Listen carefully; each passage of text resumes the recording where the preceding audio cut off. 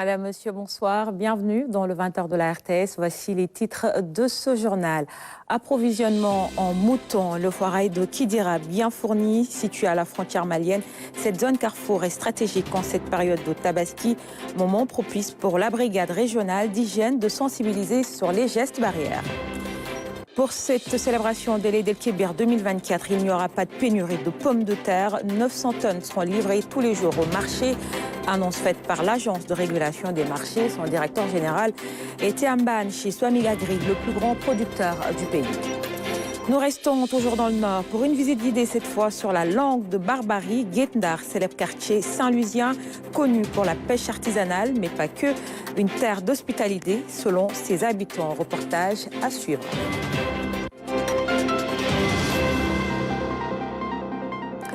Le ministre de l'Enseignement supérieur, de la Recherche et de l'Innovation en tournée, Abdourahmane Diouf, était dans le sud-est du pays, à Ziguinchor. Il a visité l'ISEP de Bignona et l'université Assane Seck. Michel Mendy.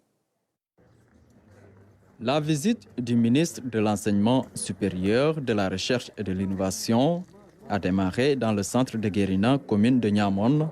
Ici, les apprenants en première année de la filière énergie renouvelable et production durable de l'ISEP de Bignona sont en pleine activité pratique. C'est le simple allumage, alimenté par une lampe et aussi, ça c'est un seul contact. Ici c'est double allumage, ça peut alimenter deux lampes, ça peut alimenter ici et ici. Ici c'est va et vient. Comme ça, tu peux l'ouvrir ici et le fermer là-bas. Au même moment, dans les classes, ceux de la filière gestion durable des écosystèmes naturels font cours sur la préparation des semences. Voici la graine, après on va procéder au lavage. Après le lavage, on va le sécher et après le séchage, on va le stocker. Conditionner et après, en final, le stocker. Okay. Oui. C'est ça qui va être la semence. Oui. Okay. Ces deux filières sont parmi les 7 que compte l'Institut supérieur d'enseignement professionnel de Bignona. La délégation ministérielle a visité les nouveaux locaux de l'ISEP de Bignona avant de se rendre à l'université Assane Seck de Ziguinchor. Ici, le ministre s'est imprégné des difficultés auxquelles l'université fait face. Au terme de cette visite, j'ai retenu essentiellement qu'il est d'une urgence absolue de réengager et de terminer les chantiers de l'université Assane Seck de Ziguinchor dans les plus brefs délais. Ces chantiers, nous les avons vus. Les étudiants nous ont dit toute l'attention qu'ils veulent voir accordée à ces chantiers. Mais c'est la préoccupation de tout le monde, la préoccupation de l'État, la préoccupation du gouvernement. Donc il ne peut pas y avoir à cet égard de dissonance dans l'expression des besoins qui sont les nôtres. Des chantiers dont certains ont démarré depuis 2015 sont toujours en cours. Le ministre s'est engagé pour l'achèvement des travaux. Pour tous ces chantiers dont nous avons parlé et dont la terminaison donnerait une bouffée d'oxygène importante à notre université, ce plan-là sera pris en charge dans les 2 prochains mois. Nous allons en faire un programme d'urgence pour que les étudiants et le personnel, les enseignants et l'administration soient dans les meilleures conditions de travail pour que l'université Assane Seck de Ziguinchor continue sa montée en puissance. Le ministre, avant de quitter Assane Seck, a présidé une séance de travail avec les membres de la communauté universitaire.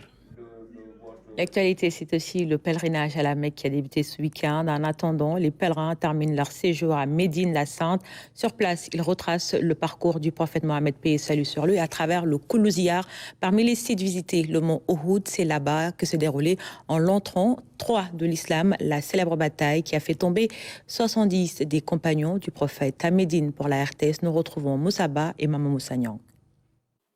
Le mont Uhud, situé non loin de Médine, a été rendu célèbre par la bataille qui s'y déroula à l'époque du prophète Mohammed, paix et salut sur lui. Ici est enterré Hamza, ce valeureux compagnon et oncle du prophète Mohammed, en même temps que plusieurs dizaines de ses compagnons morts pour l'islam. Hamza ibn Abdul Muttalib, quelqu'un qui, son entrée en islam a été déterminante parce que c'est quand il est entré dans l'islam que les compagnons ont commencé à prier dans la Kaaba. On visite aussi ce lieu parce que c'est un lieu où reposent 70 parmi les compagnons du prophète sallallahu alayhi wa sallam qui sont tombés lors de la célèbre bataille de Uhud qui s'est passée à la 3e année de l'islam. Ce jour-là, on a vu le prophète alayhi wa sallam pleurer d'une manière qu'on ne l'a jamais vu pleurer auparavant. À cause de la tristesse, mais à cause aussi de ce qu'on a fait à Hamza, parce qu'on l'a mutilé après sa mort, ce qui est interdit en islam. Chaque année, ce sont des milliers d'invités de Dieu qui viennent découvrir l'endroit mythique. La bataille de Uhud est une leçon pour les musulmans. En effet, l'occasion est de rappeler que la victoire d'Allah s'éloigne quand survient la division. Au début de la bataille, les compagnons ont remporté la victoire. Les infidèles, les mécréants qui étaient contre le prophète sallallahu alayhi wa sallam ont laissé le butin. Les gens qui étaient sur l'archer, ils sont descendus pour récupérer le butin, malheureusement en désobéissant au prophète Muhammad sallallahu alayhi wa sallam. Ce qui fait que les ennemis, une partie des ennemis guettaient cette descente et ils ont contourné la montagne pour attaquer par derrière le prophète Muhammad sallallahu alayhi wa sallam. Les autres qui s'étaient enfuis se sont retournés et le prophète fut encerclé, lui et ses compagnons. À cet endroit, maison d'Allah, le Très-Haut, le Tout-Puissant, a ordonné au prophète de changer de direction pour l'office de la prière, donc de Qibla. Ainsi, le changement de Qibla vers Al-Quds est passé pour la Qibla vers la Mecque. La direction première, c'était Jérusalem. Ils ont commencé la prière en se dirigeant vers Jérusalem. Un parmi les compagnons est venu leur dire « Attention, la direction a changé, les versets sont descendus ». C'est la seule prière qui a été effectuée dans 2 directions différentes. C'est pourquoi la mosquée où se situe cet événement-là, on l'a appelé la mosquée des 2 directions, Masjidou Qiblatayn. Masjidou Quba aussi, le fait de le visiter, c'est une tradition du prophète Muhammad sallallahu alayhi wa sallam. On raconte que chaque samedi, il se déplaçait, il prenait ses ablutions et marchait jusqu'à Masjidou Quba pour faire 2 rakas dans cette mosquée, qui est la première mosquée qui est bâtie en islam. Il faut savoir aussi que le prophète Muhammad sallallahu alayhi wa sallam a dit que celui qui fait ses ablutions correctement, qui se rend à Quba et qui prie, il aura la récompense d'une umrah. Je n'arrive pas à l'expliquer. C'est des moments vraiment inoubliables. J'arrive pas à l'expliquer. Ce que je ressens, j'arrive pas à l'expliquer, franchement. Et vous avez prié pour vos parents? Oui, ma mère, Soham El Wardini, une brave dame. Mon papa aussi, mes enfants, mon mari, tout le monde, et tout le Sénégal. Les pèlerins qui ont transité par Médine passent leurs dernières heures dans la ville sainte. Ils sont attendus à la Mecque en fin de semaine. Et nous ouvrons à présent la fenêtre consacrée aux préparatifs de la Tabaski, qui dira nouvelle étape de la tournée du ministre secrétaire d'État à l'encadrement du monde paysan. Sur place, le forail est bien approvisionné en moutons. Cette zone carrefour est, vous le savez, très fréquentée en cette période. Pendambao. Kidira, situé à la frontière sénégalo-malienne, est un baromètre de l'approvisionnement de moutons de Tabaski, un point de vente stratégique, une zone de transit qui permet de quantifier les entrées et dire si le Sénégal sera autosuffisant ou pas. Et cette année, un surplus est même annoncé. Pour ces moutons de Tabaski qui sont entrés par Kidira venant de la Mauritanie et du Mali, par rapport à l'année dernière, c'est-à-dire à J-8, on a eu une différence de plus 22 000. Petits moutons de Tabaski qui sont déjà entrés dans le territoire. Actuellement, on peut oser dire que les moutons de Tabaski, non seulement il y en aura suffisamment, mais pour toutes les bourses, parce que toutes les catégories de moutons quand même sont passées en quantité suffisante. Que disent les acteurs et partenaires, notamment les transporteurs? Bon, pour le moment, cette année, on n'a eu aucune difficulté par rapport avec nos agents, nos forces de défense et de la sécurité, la police, la gendarmerie. Vraiment, nous n'avons pas eu de problème. Et même s'il y a des problèmes, une fois que nous interpellons le commandant ou bien le sous-préfet, bon, il n'y a pas de problème, il règle le problème, les véhicules vont comme ça. Machallah, tout se passe très bien. Même son de cloche chez les éleveurs et les forces de défense et de sécurité. Cependant, un contrôle minimum sera fait tout au long du corridor. Ce que j'ai entendu des services, c'est que tout se passe bien, alhamdoulilah, et vous encouragez à continuer sur cette lancée-là, mais facilitation ne signifie pas absence de contrôle. Auparavant, le ministre secrétaire d'État a présidé une réunion bilan de l'état de mise en œuvre du plan d'action Tabaski 2024 avec l'ensemble des acteurs. Au cours des débats, le point sur le financement a été évoqué. Mais ce mécanisme-là, pour qu'il puisse continuer, il faut que aussi les bénéficiaires apprennent à rembourser les dettes. Parce que s'ils ne remboursent pas, le fonds ne pourra plus renouveler. On ne va pas dire que le fonds ne va plus financer, mais on va aller dans les départements où les éleveurs remboursent. À Kidira, à Missira Wadène et au niveau des autres points de vente visités, les moutons arrivent en quantité suffisante, mais malgré les facilités de l'État, le prix reste encore un peu cher. À Thiès, la brigade régionale d'hygiène sur le terrain pour sensibiliser les usagers sur la gestion du bétail en cette période de tabaski. Vendeurs-acheteurs sont conseillés sur les conduites à tenir, santé animale, aliments de bétail, tout doit être aux normes. Kaltom Gay. À 10 jours de la tabaski, les points de vente de moutons commencent déjà à se remplir. Sur ces lieux, on note un regroupement intense de moutons, de vendeurs et d'acheteurs. Et qui dit concentration, dit mesures d'hygiène. Le service d'hygiène de Thiès prend les devants. Il a effectué une tournée dans les sites pour sensibiliser avec une stratégie de communication axée sur 3 aspects. Le premier message, c'est surtout la gestion des cadavres d'animaux, donc qui se pose avec acuité durant les préparatifs de ces fêtes de Tabaski. L'autre aspect par rapport au message qu'on va délivrer aux vendeurs, c'est surtout de porter une attention sur la santé même de l'animal. Donc voir s'il n'y a pas de présence d'œdème, il n'y a pas de présence de plaies, etc. Et le troisième aspect qui est lié à ces vendeurs d'art alimentaire, c'est souvent l'usage abusif des antibiotiques. Donc la conséquence de cet usage abusif des antibiotiques, c'est qu'on puisse les retrouver au niveau de la chaîne alimentaire.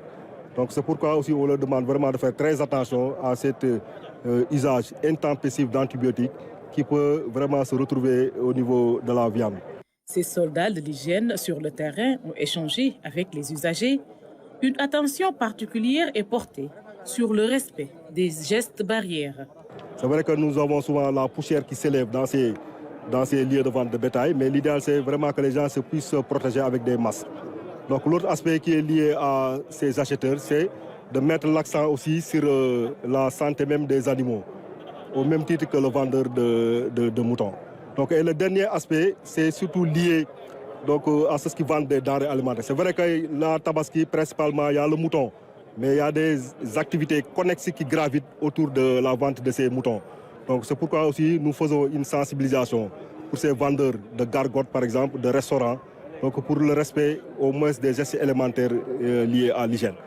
On espère avec ces batteries vraiment d'activités de communication qu'on puisse vraiment assurer la sécurité sanitaire de ceux qui viennent au niveau de ce louma, de ceux qui vendent des bétails au niveau de ce louma, et qui va permettre vraiment d'éloigner certains types de maladies qu'on peut rencontrer dans ces lieux de vente de bétail. Appliqués à la lettre, ces conseils pourront permettre aux acheteurs d'avoir leurs moutons dans des conditions d'hygiène optimales. Cette bonne nouvelle, je vous le disais en titre, il n'y aura pas de pénurie de pommes de terre pour cette tabaski. C'est l'assurance du directeur général de l'ARM en visite à Swami Agri, le plus grand producteur du pays.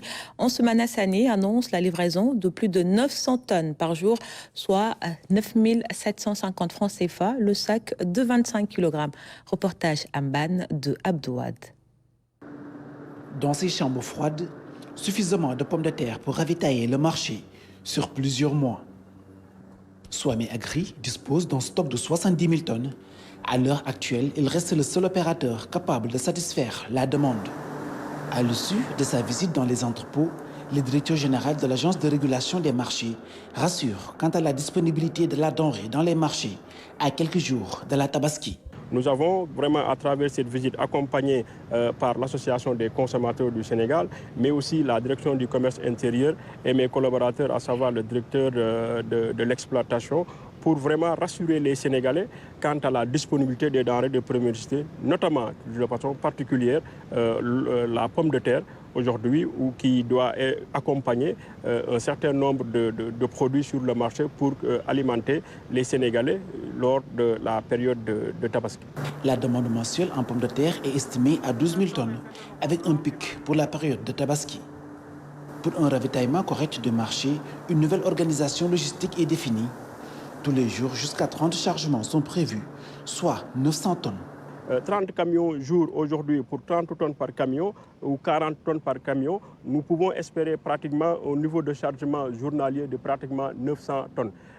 Alors que la moyenne normale est de 500 tonnes jour. Donc ce qui augure pratiquement de bonnes perspectives pour assurer les Sénégalais que fondamentalement, si le rythme est maintenu et si les dispositions logistiques aussi sont maintenues en l'état et aussi le relais que la chambre froide de Diamniadio qui a une capacité de 10 000 tonnes peut prendre pour assurer l'éclatement sur l'étendue du territoire, nous pensons que fondamentalement aujourd'hui les Sénégalais peuvent disposer entièrement de la pomme de terre. À ce rythme, impossible de parler de pénurie de la denrée, encore moins de spéculation sur les prix. Que déjà en termes de structure de prix, au niveau de Sénéguindia, le prix est invariable. C'est le prix sorti chambre froide qui est de 9 750 francs. Si on ajoute par étape en tout cas la marge bénéficiaire, le prix arrivé consommateur ne devrait pas dépasser 12 000 francs. Et c'est le lieu ici même, à quelques encablures de la Tabaski, de les inviter, ces organisations-là, Inokwa Diapo, Inokwa Yessel, Axis, à sensibiliser leurs membres pour qu'au moins qu'il n'y ait pas une spéculation, car au départ de Mbane, le prix ne varie pas vers la hausse. C'est 9 750 francs le sac de 25 kilos. Ce serait inconcevable qu'un sac de pommes de terre revienne au consommateur à 13 000 francs. L'oignon, l'autre denrée très demandée durant la fête. Swami Agri n'est pas encore autorisé à commercialiser sa production. Les stocks disponibles chez les commerçants couvrent largement la demande. Ce qui fait que sur le marché, fondamentalement, le niveau est acceptable. Et je pense que, contrairement à la pomme de terre, au niveau de l'oignon, on parle peut-être de mévente, on ne parle pas d'indisponibilité. Et les dispositions sont en train d'être prises en termes au plan administratif pour assurer une bonne commercialisation et éviter les pertes post-récolte. L'oignon et la pomme de terre seront donc disponibles dans les différents points de vente. Une réunion est prévue entre l'agrobusiness et les grands commerçants. Objectif, apporter plus d'efficience dans la chaîne de distribution. On s'intéresse maintenant à la fourniture en eau potable. Les besoins de la zone sud-est évalués. Les résultats annoncent la création de 34 ouvrages. Pour cela, 70 milliards de francs CFA seront mobilisés pour faciliter l'accès à l'eau potable, l'assainissement et l'hygiène à plus d'1 million de Sénégalais en zone rurale. Louis Bitza. Les potentiels des ressources en eau en Casamance et au Sénégal oriental ont été évalués durant plus de 2 bonnes années. Ziguinchor, Sédhiou, Kolda, Kédougou, Tambacounda et Kaffrine sont les régions ciblées pour une amélioration des services d'eau potable et d'irrigation. Avec les changements globaux, notamment les changements climatiques, il fallait actualiser vraiment les études d'eau de surface et d'eau souterraine en vue de satisfaire la demande, notamment la demande pour l'eau potable, mais la demande pour les autres usages, les industries, l'agriculture. Et quand nous avons fait les simulations, nous avons vu que d'ici 2050, il y a des besoins énormes en eau dans la zone. Je pense que si je ne me trompe pas, il y aura une augmentation de 200 millions de mètres cubes par an.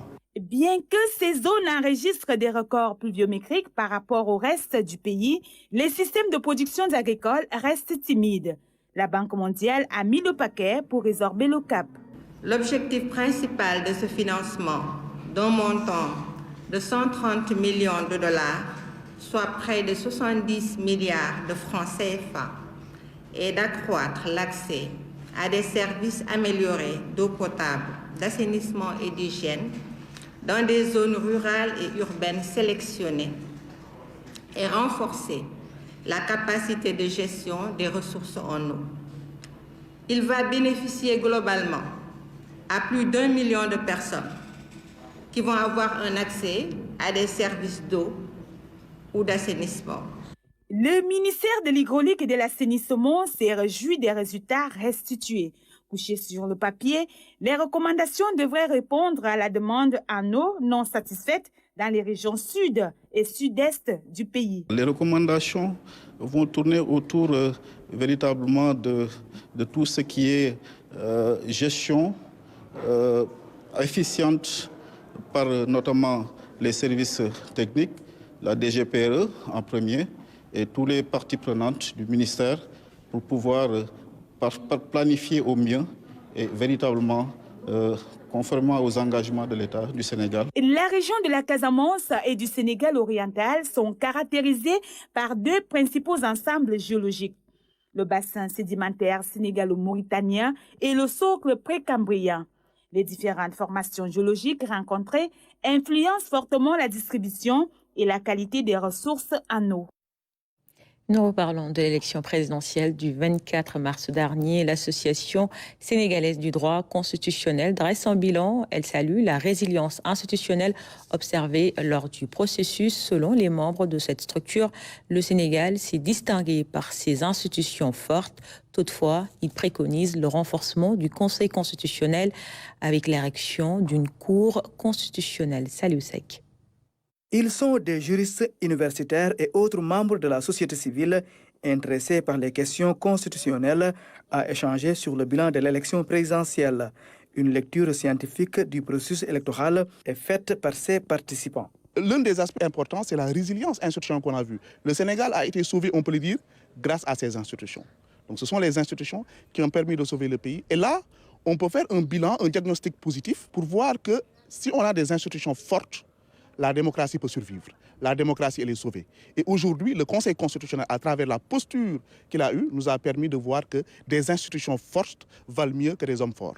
Le second aspect, c'est que nous avons une administration qui a été capable d'organiser des élections dans un laps de temps et dans une incertitude, ce qui a été aussi un élément à saluer. Après ce diagnostic, des propositions de réforme constitutionnelle seront faites pour éviter les difficultés notées lors de la dernière élection présidentielle. Une des premières réflexions qu'on voit aujourd'hui, c'est est-ce qu'il ne faut pas renforcer les pouvoirs du Conseil constitutionnel, aller même vers une Cour constitutionnelle avec des pouvoirs clairement définis, ce qui lui permet de jouer pleinement son rôle en matière de démocratie, en matière d'état de droit. Ça, c'est un aspect fondamental. Les parrainages, on en a parlé. On a vu les candidats décrier le système des parrainages. Aujourd'hui, est-ce qu'il ne faut pas revoir ce système-là, le code électoral, la Constitution, pour aller vers un système de parrainage plus efficace, plus efficient? La question de la double nationalité, on l'a vu ici. Est-ce qu'il ne faut pas aujourd'hui renforcer notre dispositif constitutionnel pour éviter que ces problèmes arrivent demain? Au sortir de cette journée de réflexion, ces recommandations formulées seront mises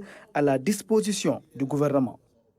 À côté, la mission d'observation électorale de l'Union européenne au Sénégal a aussi rendu son rapport final. Le document contient les principales observations sur l'élection présidentielle ainsi que des recommandations prioritaires pour les scrutins à venir à Bébombaï. L'élection présidentielle est passée. Le Sénégal vient de tourner une page. Mais la mission d'observation électorale de l'Union européenne a tenu à revenir sur le processus en livrant son rapport. Constats et recommandations au menu. L'élection présidentielle sénégalaise a été marquée par une crise majeure provoquée par l'interruption du processus électoral du 3 février au 6 mars. Et finalement, le Sénégal a surmonté cette crise sans précédent grâce à l'attachement des Sénégalaises à l'état de droit et à la résilience des institutions sénégalaises. Selon l'Union européenne, il y a des domaines sur lesquels un renforcement s'impose. Les jeunes, la carte électorale, le parrainage. Les audits récents du fichier ont exposé que près de 50% des jeunes de 18 à 30 ans n'étaient pas inscrits. Une tendance qui s'est confirmée lors de cette élection. Il convient de prendre des mesures spécifiques afin d'augmenter le taux d'inscription et de participation des jeunes. Et certaines restrictions au droit de vote persistent aussi quand on parle de l'inclusion, contrevenant ainsi aux obligations internationales. Le système de parrainage. Sur les 93 candidatures déposées, 21 ont passé le filtrage du parrainage dans une procédure de validation menée par le Conseil constitutionnel et contestée par de nombreux candidats. En raison de l'interdiction légale de parrainer plusieurs candidats, le Conseil constitutionnel utilise une solution technique trop stricte de vérification des données de chaque parrain. La situation du temps d'antenne refusé au candidat Bassirou Diomaye Diakhar Faye par le CNRA sur la RTS a figuré en bonne place dans le rapport. L'entrave de faire campagne le président Diomaye Faye et aussi le fait qu'il n'a pas pu faire partie de programmation de RTS autant que candidat. Donc c'est dans le rapport. On a eu la question par rapport aux candidats et le président a été emprisonné. Et on avait dit que notre intention, c'était de voir tous les candidats, peu importe où ils se trouvaient. Et on avait souligné le droit de faire campagne et le droit de respecter l'égalité entre candidats, tout le monde qui était déclaré candidat. De la même manière que l'Union européenne prône la démocratie, l'Afrique a aussi une leçon à donner. Et l'exemple du Sénégal, avec l'élection du président Bassirou Diomaye Faye, inspire et rassure non seulement l'Afrique, mais l'Europe et le monde. Une convention sur le financement de la planification familiale, de la santé maternelle et infantile a vu le jour. Elle a été signée à Thiès entre l'Union des associations, des élus locaux et l'ONG 3 Cap Santé. Ensemble, ils ont lancé le plaidoyer pour le renforcement du budget de la santé au Sénégal. Mamadou Sakine. Cet acte marque un pas important en faveur du financement de la planification familiale, de la santé maternelle et infantile. Une signature matérialisée par l'Union des associations d'élus locaux et l'organisation de la société civile 3 Cap Santé. Nous avons estimé que quand nous donnons la main, nous parviendrons à résorber certains gaps identifiés dans le plan stratégique 2024-2028, le plan stratégique santé maternelle, néonatale, infantile et des adolescents. Des élus ont déjà posé les jalons pour le bien-être de la femme et de l'enfant. La plupart des élus ont signé les lettres d'engagement pour le renforcement du financement de leur culture locale dans le domaine de la santé, de la mère et de l'enfant. Je pense que si la société civile et les acteurs locaux, notamment les maires et les présidents de département, se mettent ensemble, c'est d'abord pour mutualiser les moyens et aller vers un partenariat dynamique dans l'intérêt des populations qui les ont élus. Je vais donc les féliciter, les encourager et souhaiter que cet exemple soit démultiplié dans l'ensemble des 14 régions du Sénégal. L'objectif de 3 Cap Santé et des élus locaux est de contribuer considérablement à la recherche de moyens pour sauver des vies. Et il plaide pour le renforcement du budget de la santé au Sénégal. Pretana Forum 2024, la jeunesse africaine s'est retrouvée à Dakar pour réfléchir sur l'étape d'Éthiopie.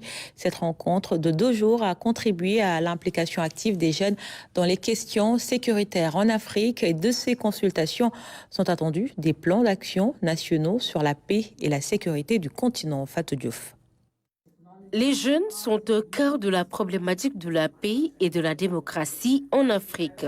Si certains sont enrôlés dans les mouvements armés, d'autres par contre sont engagés dans les processus de paix. Leur présence dans les hautes instances de décision est primordiale pour trouver des solutions idoines. Il s'agit de voir comment passer de la sécurité militaire à la sécurité humaine. Utilisant une formule assez poétique, on a posé la question de savoir comment transformer les épées et les fusils en socle de charrue pour ce continent-là, donc un instrument agricole plutôt. Et en effet, il faudrait en fait non seulement renforcer l'architecture de sécurité de ce continent-là, mettre fin au coup d'État militaire et aux rébellions, au djihadisme et à la violence qui ravage des pays entiers, des régions entières de notre continent, mettre fin aux atrocités de masse que nous vivons dans beaucoup de parties de ce continent-là. Mais il faudrait également assurer la sécurité des vies humaines et la dignité des hommes et des femmes de ce continent-là. Le choix de Dakar pour abriter ces consultations n'est pas fortuit. La jeunesse sénégalaise a largement contribué à l'accession d'une nouvelle génération au pouvoir. Toujours dans cette dynamique, une consultation nationale des jeunes est prévue à Ziguinchor sur les résolutions 2250 des Nations Unies. Cette consultation nationale va s'organiser du 11 au 13 juin 2024 à Ziguinchor, dans le sud du Sénégal. Elle ambitionne d'enregistrer la participation des jeunes venant des 14 régions du pays, des acteurs du mouvement associatif, des acteurs de la société civile intervenant sur les questions de paix et de sécurité, des partenaires techniques et financiers et des cadres du département de la jeunesse pour un seul objectif, déboucher sur un plan d'action national émanant des jeunes eux-mêmes sur la jeunesse, la paix et la sécurité au Sénégal. À l'instar des autres pays d'Afrique, le Sénégal va élaborer son plan d'action national sur la sécurité et la paix. La jeunesse africaine se donne donc au rendez-vous en Éthiopie pour le Tana Forum 2024. Cette question à présent, comment valoriser les productions agricoles sénégalaises, les transformer et les exporter? La préoccupation sera au centre du Salon international de l'alimentation à Paris, en France. Ces responsables du CIAL ont exposé les enjeux de la rencontre à la presse sénégalaise. Le but est de travailler pour une souveraineté alimentaire. Luis Bizza pour le compte-rendu.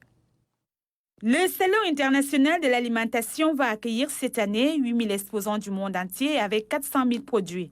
Pour l'édition à venir, le rôle de l'Afrique sera valorisé dans l'industrie agroalimentaire mondiale.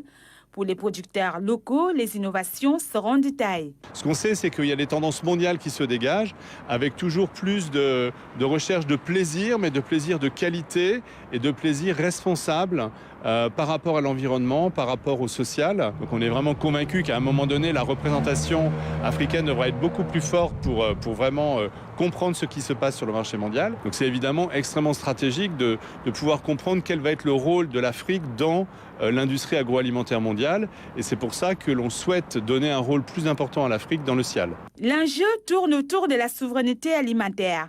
Il s'agit de satisfaire les besoins des consommateurs sénégalais avec des produits de qualité et accessibles. Donc la souveraineté, c'est très important. Et ça passe par deux dimensions. Une dimension qui est de dire comment arriver à valoriser les productions agricoles sénégalaises pour pouvoir les transformer, les valoriser et surtout éviter le gaspillage. Donc vraiment utiliser au maximum cette ressource.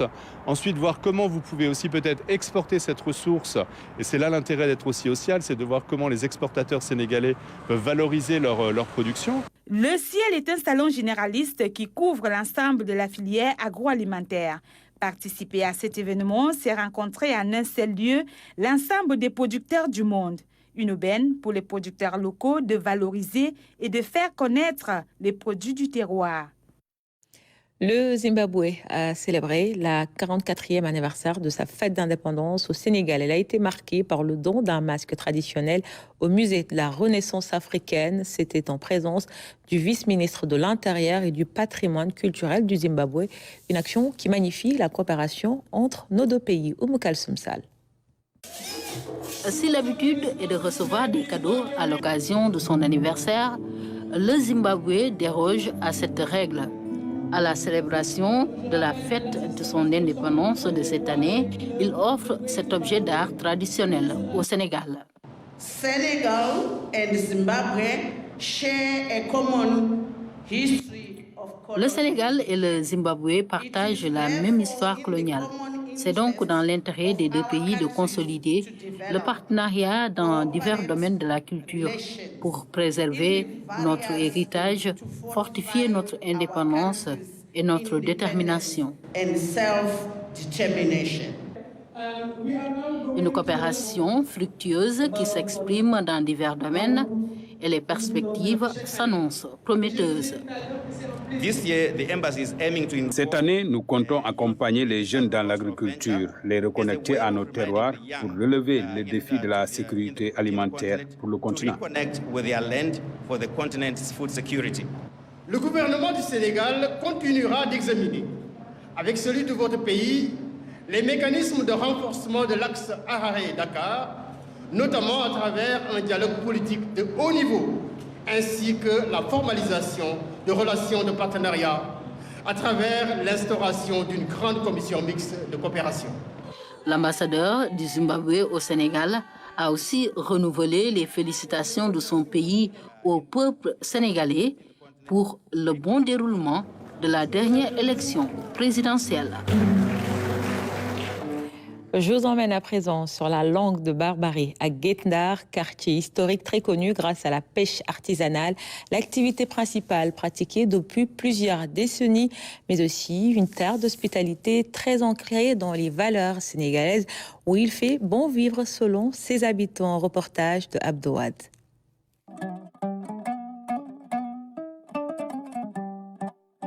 Pour ses habitants, c'est le plus bel endroit sur Terre.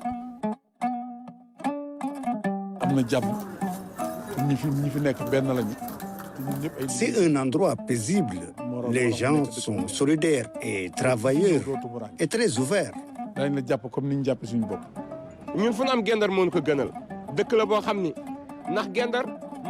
C'est un quartier unique qui vous renvoie à la ville de Saint-Louis, à l'image du Takosa Noundar.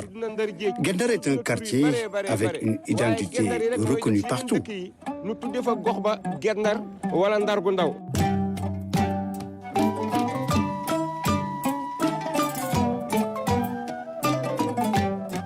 Plusieurs dizaines de pirogues sur la berge, l'image emblématique d'un des quartiers les plus célèbres de Saint-Louis. Guet-Ndar, sur la langue de Barbarie, cerné par l'océan Atlantique et un des bras du fleuve Sénégal. Entre Guet-Ndar et la pêche, c'est toute une histoire qui a traversé plusieurs générations. La proximité avec l'océan et le fleuve a fait des Guet-Ndariens des pêcheurs. Du temps de nos ancêtres jusqu'à aujourd'hui, la pêche se pratique ici. C'est un héritage.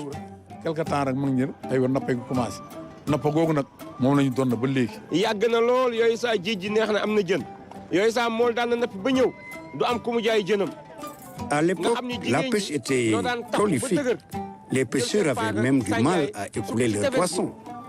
Les femmes se chargeaient de la transformation pour revendre à l'intérieur du pays.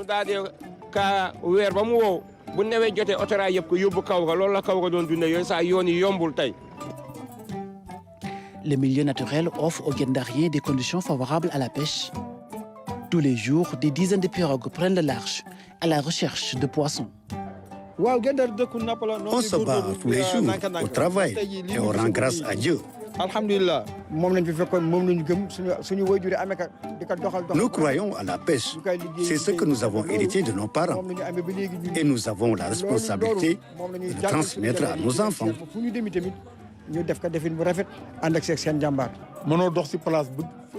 Un Guet-Ndarien est un travailleur.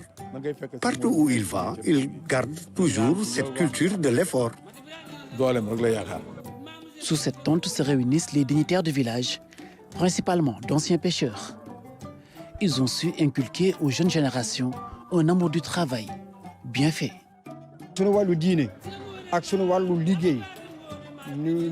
Ici, nous discutons sur la bonne marche de la société, l'éducation des enfants et bien les préparer à prendre la relève.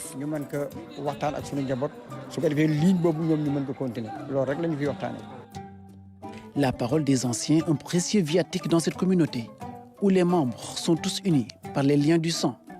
On aurait pu être dans la délinquance. Heureusement, l'autorité nous a mis sur le droit chemin.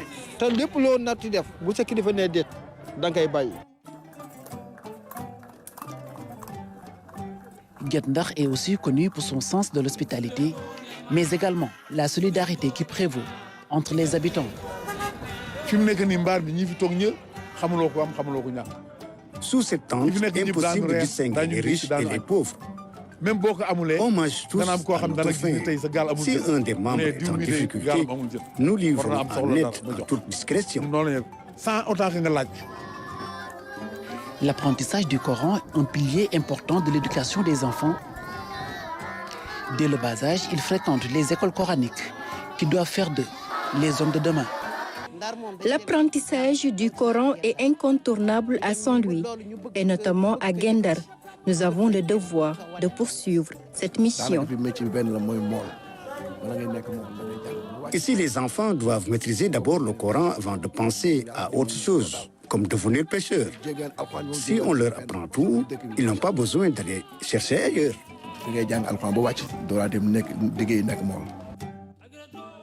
Le quartier est densément peuplé. Il s'étend sur 17 hectares. et abrite environ 30 000 habitants. 76 Beaucoup d'habitants se sont installés à Gokhumbath en 1976, d'autres à Isrobaz en 1985. Une partie à Ngalel, sans compter ceux qui ont déménagé dans d'autres localités.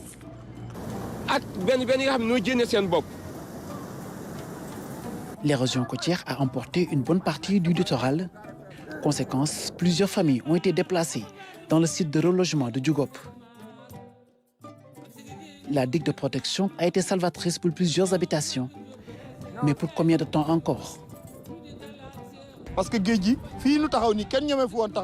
Avant, il était impossible de marcher sur la plage. Les vagues étaient violentes et frappaient les habitations. C'est vrai qu'il y a accalmie, mais les experts s'accordent tous sur une chose. Les régions côtières menacent encore le littoral. L'érosion côtière, la rareté de la ressource halieutique, l'explosion démographique, l'avenir semble sombre pour ce quartier historique. Mais l'octroi des licences de pêche mauritaniennes, la publication des listes des navires autorisés à opérer dans les eaux sous juridiction sénégalaise apporte un rayon d'espoir à cette activité cruciale qui emploie toute une communauté. L'argent, la liberté, une histoire du franc CFA, c'est le titre d'un long métrage de la réalisatrice Cathy Lenadiaï. Il revient sur l'histoire de cette monnaie rattachée au trésor français. Ce film documentaire pose le débat sur les conséquences de cet héritage colonial sur l'économie des pays du continent usagé du franc CFA. Sorti en 2022, il a été projeté ce vendredi au cinéma Oumou Kalsoum Sall. Il s'agit d'une histoire, l'histoire d'une monnaie, le franc CFA. La réalisatrice Cathy Lenadiaï nous replonge dans les archives de cet héritage colonial, dont les tenants et les aboutissants sont inconnus de la plupart des usagers. S'agissant de la monnaie, s'agissant des finances, s'agissant de l'économie, nous, citoyens, on a l'impression qu'on n'est pas habilités à comprendre, que ça nous dépasse. Mais finalement, si on comprend véritablement et on saisit ce qu'est une monnaie, ce qu'est le franc CFA, alors on comprend que voilà, nos vies sont infiniment et intimement liées à cette monnaie et qu'il faut effectivement se saisir de cette question-là. Et donc là, on a eu beaucoup d'images, notamment des images d'archives, qui nous ont parlé d'un sujet pas facile, le franc CFA, et qui permet, en tout cas au grand public, de comprendre, malgré la technicité, les rouages, en fait, de ce phénomène politique. Parce que le CFA, c'est un phénomène politique. C'est-à-dire c'est quelque chose qui a été créé en 1945 pour servir les objectifs coloniaux. L'Empire disparaît, mais le dispositif demeure.